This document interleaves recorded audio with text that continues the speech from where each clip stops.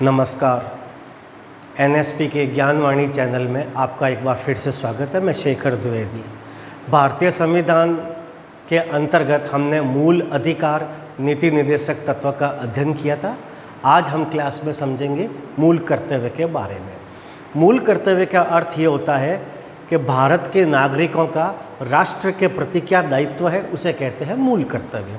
मूल कर्तव्य का जो कॉन्सेप्ट है, अवधारणा है, ये मूल संविधान में नहीं थी। मूल संविधान में मूल कर्तव्य ऐड नहीं थे। 1976 में डॉक्टर स्वर्ण सिंह समिति की कमेटी की जो सिफारिश थी, उसके आधार पर मूल कर्तव्यों का समावेश किया गया। मूल कर्तव्य जो है वो हमारे संविधान के भाग 4A में और आर्टिकल 51A में आते हैं। अब मूल कर्तव्य की संख्या वर्तमान में 11 है। आप जब अध्ययन करें तो इसके कुछ प्रमुख जो मूल कर्तव्य है उनका क्रम ध्यान रखिए। एग्ज़ाम में सबसे ध्यादा संभावित इसका क्रम पूछा जा सकता है। तो जो महत्वपूर्ण मूल कर्तव्य है उसका क्रम मैं आपको समझा रहा हूँ। पहला है राष्ट्रीय ध्वज का आदर, यानी हर भारत के नागरिक का दायित्व होगा कि वह तिरंगे का सम्मान करे, राष्ट्रीय ध्वज को सड़क पर या कहीं ऐसी वैसी जगह पर गिरा न दे, राष्ट्रीय ध्वज झुका हुआ न हो, उल्टा लटका हुआ न हो, बाकायदा ससम्मान गरिमापूर्ण रूप से लहरा रहा हो। तो राष्ट्रीय ध्वज का आदर करना चाहिए, ये हमारा मूल कर्तव्य नंबर 1 है। सीक्वेंस में, क्रम में छठा नंबर गौरवशाली परंपरा का परिरक्षण। हमारा जो सोशल स्ट्रक्चर है, हमारी जो सामाजिक संस्कृति है, उसकी परंपरा का बचाव होना चाहिए। हमें अपनी सामाजिक परंपराओं को बचा कर रखना चाहिए। ये मूल कर्तव्य नंबर 6 है 11 में से। 7वां आता है पर्यावरण रक्षा।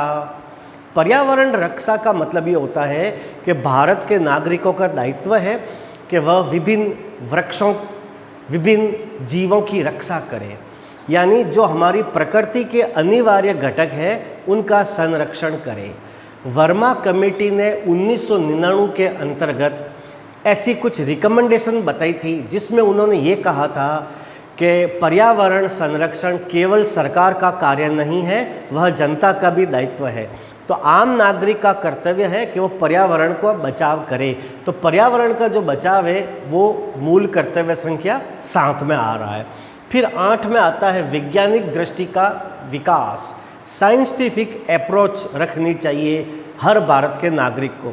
इसका अर्थ ये हुआ कि हमें अंधविश्वास, हमें रूढ़िवादिता या हमें उन सब बातों से दूर हटना चाहिए जो हमें मध्यकालीन की ओर ले जाती है।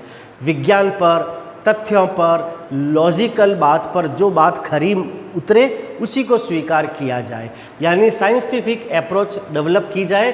ये मूल कर्तव्य में नंबर 8 पर आता है।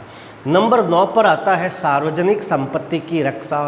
सार्वजनिक संपत्ति की रक्षा का अर्थ ये होता है कि आम नागरिक जो भारत के हैं उनका एक दायित्व बनता है कि वह सार्वजनिक संपत्ति का नुकसान न करें।